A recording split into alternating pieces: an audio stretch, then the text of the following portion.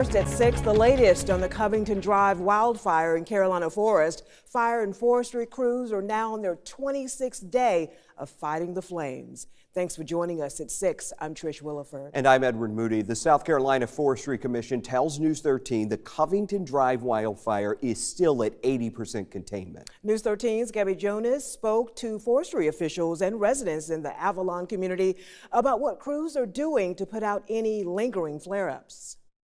Residents say they still remain in shock after evacuating their homes a little under a month ago, still watching Forestry Commission teams go in and out of their backyards to tend to smoldering.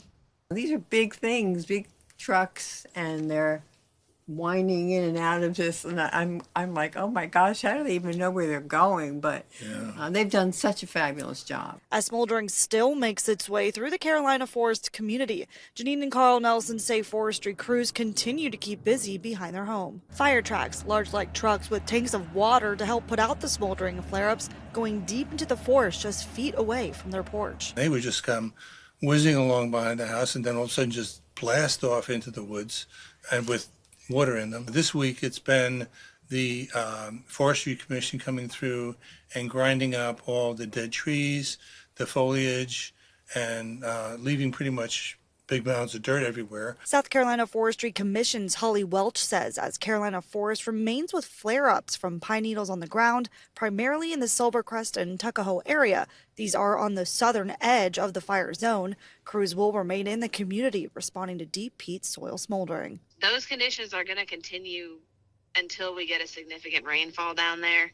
And so that may be weeks, that may be months, it may be days. It just depends on when there's a significant amount of rain to really saturate the area. But even with remaining smoldering, the Nelsons say they're happy to see wildlife back at their doorstep. We had 5 or 6 squirrels here this morning, and we had the bear here Monday. Before we just looked out for bears.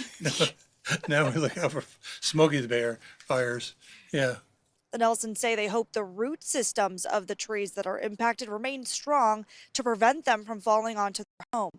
Welch says crews will remain putting sprinklers out near hot spots until a significant amount of rainfall hits this area. Reporting in Carolina Forest, Gabby Jonas, News 13.